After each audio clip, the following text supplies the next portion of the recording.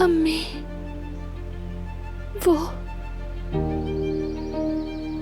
इस दुनिया में नहीं।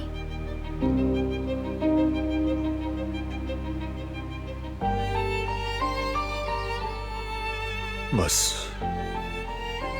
मैं हूं ना तुम्हारे साथ यहां।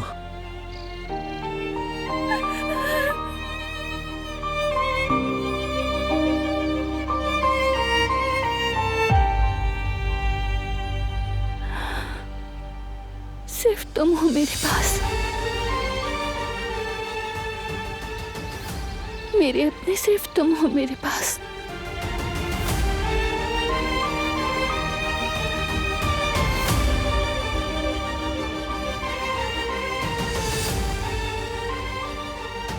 जब आपको सच मालूम था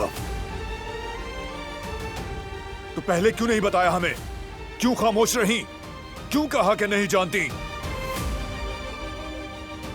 क्योंकि मैं श्योर नहीं थी। रुस्तम, मेरे मरहूम शौहर जब इसरा को लेकर आए थे, जो कुछ उन्होंने बताया मुझे उसके अलावा और कुछ भी नहीं पता। और वही सब कुछ मैंने दिलान को बताया। मैंने खुद तहकीकात की थी और फिर पता चला कि वो अब नहीं रही।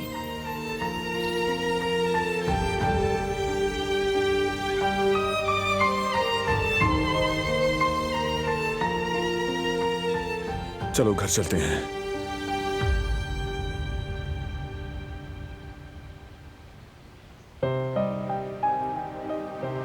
आओ।